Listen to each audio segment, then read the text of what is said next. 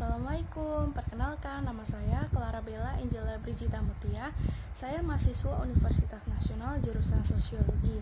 Saat ini saya sedang mengampu mata kuliah Sosiologi Perdesaan.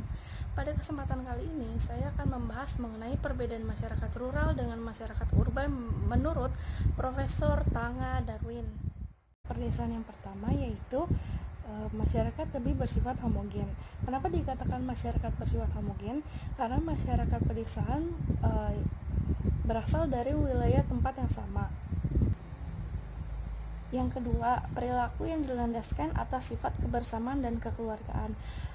Rasa kekeluargaan dan kebersamaan di dalam masyarakat pedesaan itu sangat kental.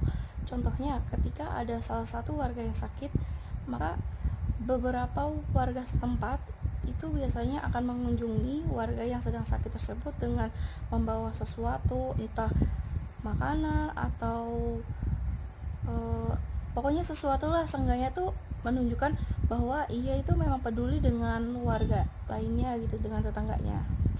Yang ketiga, memiliki perilaku yang berorientasi pada nilai budaya dan norma-norma yang telah ditetapkan sebelumnya.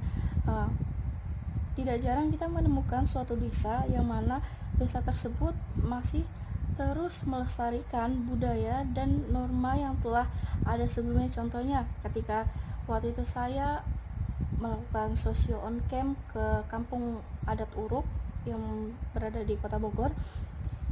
Di sana itu ada beberapa acaranya, yaitu salah satunya ketika mau musim panen padi, biasanya mereka akan mengadakan acara serentahun.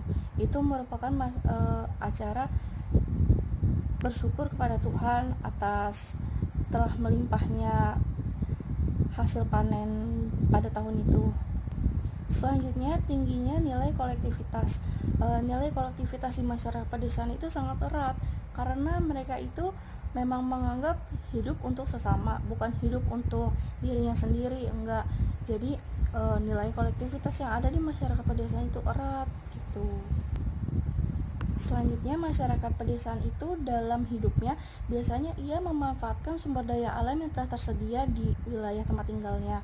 Contohnya, ketika saya ke rumah paman saya yang ada di Sukabumi, dia memanfaatkan hasil panennya, panen sayuran, hasil dari dia punya sawah, dia akan memakai hasil sawahnya tersebut. Contohnya seperti kayak beras, beras ya hasil dari sawahnya sendiri, terus sayur-sayuran itu juga hasil dari kebunnya sendiri.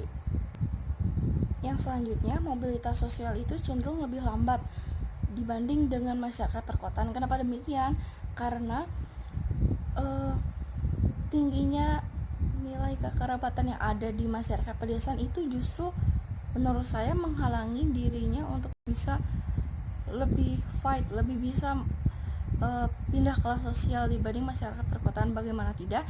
Karena di masyarakat pedesaan, contohnya yang berkuliah atau yang pendidikan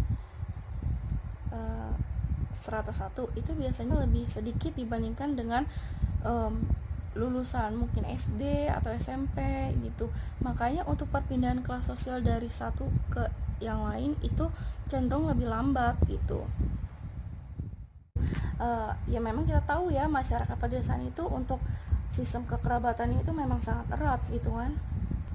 Selanjutnya, ciri masyarakat perkotaan.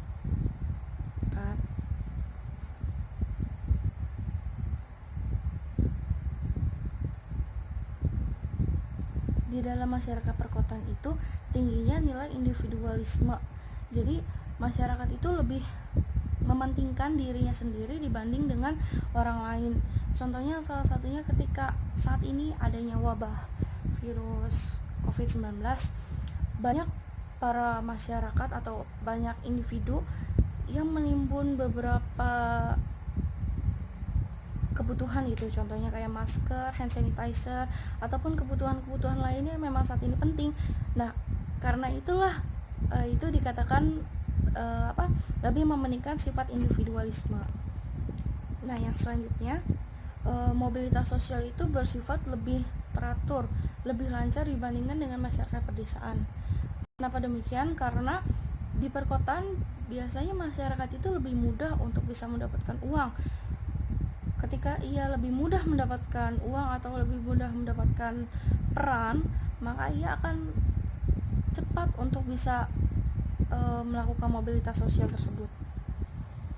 Di masyarakat perkotaan itu sudah adanya birokrasi yang jelas gitu kan.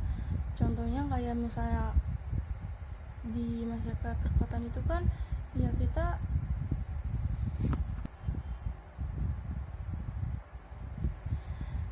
yang selanjutnya timbulnya nilai sekularisme. Jadi dia lebih mementingkan dunia ini daripada hal lainnya. Selanjutnya ciri dari masyarakat perkotaan itu berkembangnya teknologi dan ilmu pengetahuan, karena kan di perkotaan itu kan mudah ya untuk mengakses segalanya gitu. Jadi ya memang untuk perkembangan iptek itu lebih cepat. Contohnya ketika waktu itu di masyarakat Jakarta itu waktu tahun 2016 itu melakukan ujian nasional bertaraf komputer ya. Berbeda halnya dengan masyarakat di luar Pulau Jakarta, contohnya di Papua. Bukannya karena Papua itu tertinggal karena dirinya sendiri, enggak, karena memang itu akses yang didapatkan untuk dia bisa memperoleh itu tuh susah gitu dibanding dengan perkotaan. Nah, selanjutnya ciri dari masyarakat perkotaan itu tingginya populasi. Nah, populasi di masyarakat perkotaan itu tinggi banget. Kenapa demikian? Karena memang di perkotaan itu masyarakatnya udah banyak nih. Nah, terus yang dari desa datang ke kota. Nah, otomatis yang ada di kota itu akan lebih banyak dong populasinya. Dan akibat banyaknya populasi itu menyebabkan beberapa macam kerugian untuk lingkungan. Contohnya kayak timbulnya polusi udara gitu kan, tercemarnya lingkungan kayak gitu.